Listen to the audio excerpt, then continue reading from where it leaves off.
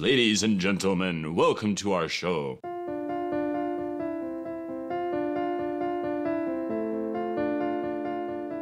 Circus is about pushing the boundaries of what's possible. It's pushing the limits of physicality and doing incredible flips and feats in the air. It's bringing forward that which makes us marginal, that which we sometimes fear. Everything's blown up and magical and extreme. It's making the impossible possible. One of the really amazing things about circus is that it's incredibly diverse. You don't have to be graceful, you don't have to be beautiful, you don't have to be silly. You can be all or any of those things. I would often think of circus as a metaphor for our lives and the roles we play in our lives. It's a great place for anyone to come experiment and be this role for a while or be that role for a while. And circus traditionally has been about the freak show. It's been about people on the margins.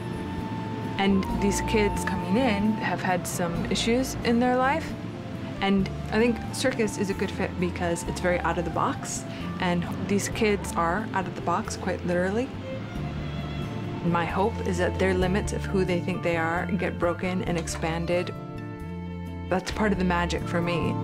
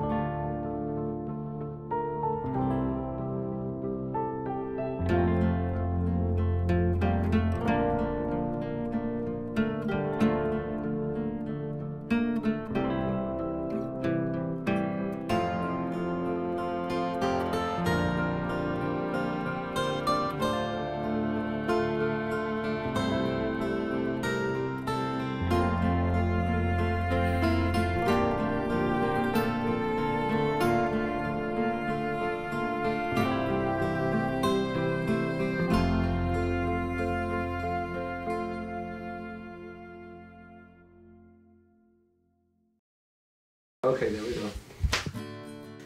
I think circus in its best form is about embracing the totality of who we are and bringing it forward in a way that makes it beautiful and magical and celebrates it. If you really take circus seriously, your entire life revolves around it. The way you eat, the way you sleep, where you work, what you do, how you spend your off time, it all comes back to circus. There's juggling, there's tightrope walking, there's tissue, there's trapeze, there's flying trapeze, there's clowning, there's The strong women, the bearded women, the feminine, graceful men. all different kinds of things. I can't think of anything that doesn't somewhere belong in the circus or doesn't have a role. Every day I stretch, work out, do push-ups, do pull-ups, do sit-ups, do everything that I can do to exercise myself and stretch myself out. It's been pretty much a constant flow of work hard. When I started this in February, I weighed 165 and now I'm 189. It's a workout being part of the Circus Project. My name is Jen Cohen, and I'm the director and the founder of the Circus Project. The Circus Project's one-year intensive training company that helps homeless and at-risk youth learn circus skills, professional integrity, and interpersonal relationship building. What we do is offer free classes to kids in need. We have 3 classes a week. 2 open gyms where we go and practice our stuff on our own. And they also have group therapy every 2 weeks. And we work with them for a year to come up with a professional act at the end of the year. Our final performance is going to be a big professional act in a big professional place in front of a lot of professional people. She wants to get us off the street. She wants us to be professional level circus aerialists, acrobats. Our main focus is on acrobatics, is on aerial, and is on theater/clown/dance. So we don't tell them, you have to do this, you have to do this. We tell them, this is what it takes to train, and then they have to make the choice. I don't think being in a program because it was going to make them more mature or create growth would be as attractive as being in the circus. But to be in the circus and to be good at the circus, you have to be really good at self-care. You have to get enough sleep, you have to eat right, You can't be doing drugs. And hopefully they discover that by themselves. If they don't, they're not right for the intensive training company. I'm Taylor. I'm 18. I'm the baby of the training company. I'm from Portland, Oregon. I do the tissue, otherwise known as aerial silks. I've taken instruction on the trapeze and the hoop as well. My name is Charlotte Ives. I'm from New York, Rochester. Ra-cha-cha. When I get up on a trapeze, it's really funny sounding, but for me it's really grounding, even though I'm not on the ground at all.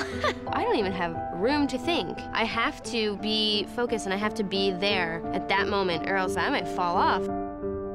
I'm Maggie. I was born in San Francisco. The flying trapeze. That was the most amazing feeling I ever had. I am Josiah, born and raised in South Carolina. Getting on a trapeze and swinging around, just the simplicity of that, that's a lot of fun. The expectations are really incredibly very high. We're not just saying, let's make an empowering program for you and let's do a recital for the community. We're trying to turn these kids into professional circus artists in less than a year. And I think having really high expectations has been one of the reasons this program is so successful.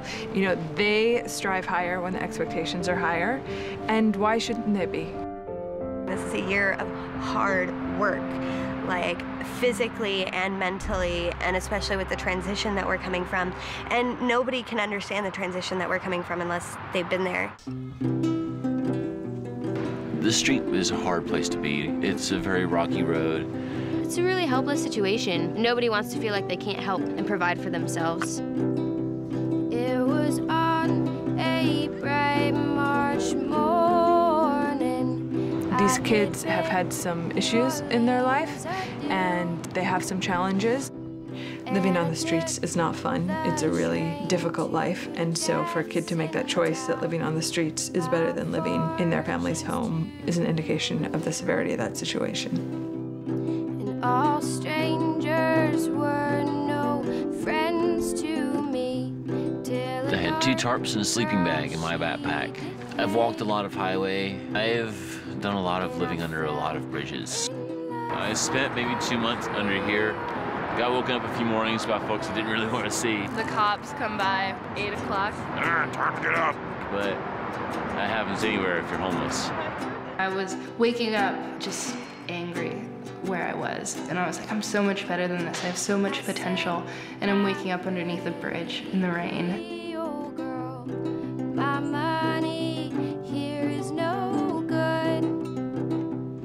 You can sit on the side of a road and beg for change. You know, it's like, spare change, spare change, spare change. You might get $1 the whole day of sitting 8 hours out on a street corner, watching people mill around you and just being ignored, like you're not even there because you're something so alien to them that they just don't understand how you could possibly do that. My dignity was really shattered, and I felt like I was a total failure. But we never turn a stranger out. I spent a lot of the time in this park just doing what I could to, you know, make money and get by. I had to do things to support myself, you know, to eat, and I didn't want to beg. We would dumpster. We would, you know, dig in the trash for food. And so I'd be eating day-old meat. I was so angry, just feeling like I got to a place where I was accepting just like the lowest form of life. When you're homeless, there's that sort of mindset of like, there is no future. And to numb that, you ingest a lot of drugs and you drink a lot of alcohol. I mostly just began drinking in an attempt to connect with my peers around me and to try to find something that I wasn't finding. And I got in a lot of trouble for that, and it was going on for a long time, and I kind of got myself in too deep because I felt like I was changing the world, you know, but I was just a deadbeat.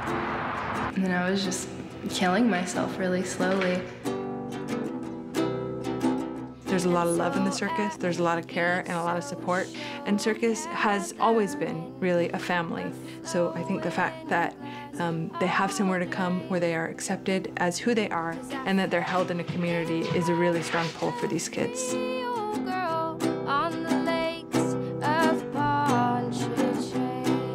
Homeless kids, Like, it's a really big deal in Portland. There's tons of homeless kids that flock here, and I guess I'm one of them, but they need to realize that they're not just homeless kids. They're people, too.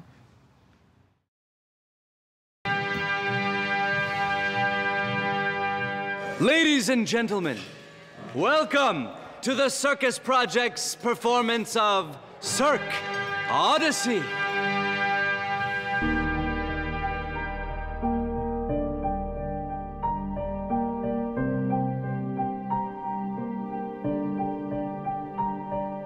When I met these kids, I immediately saw the deeper layers of them and wanted to do something to bring that out so that the audience could see that as well.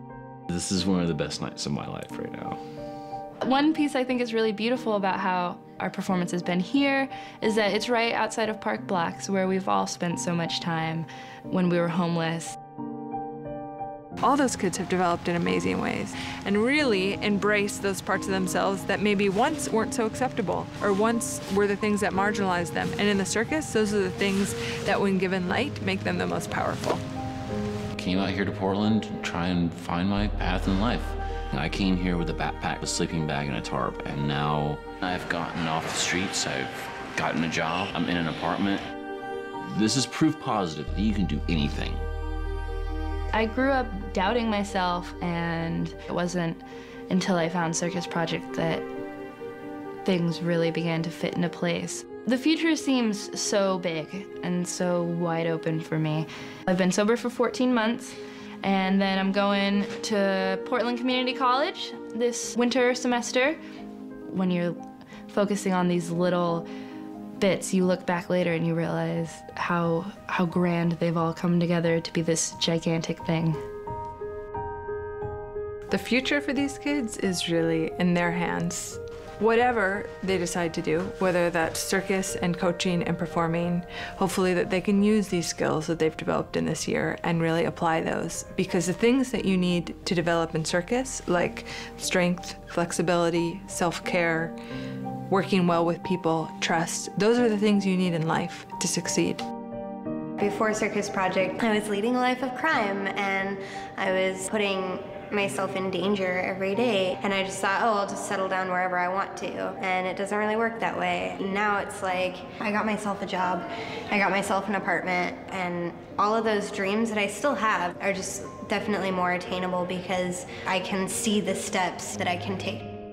I can't even really fathom why Jen would want to take beat up, used, broken street kids and instill in us this want and somewhat of a need to be able to push ourselves and believe in ourselves and make ourselves better. There was times when I chose to be homeless, and there was times when I definitely did not choose to be homeless. I feel lucky that I have been able to roll in the dirt and come up clean. Camping trip's over and the real work begins. I'm thoroughly pleased with everything that's happening now with myself and the way that I've shaped up and become who I am, with everyone else that's involved around me being who they are.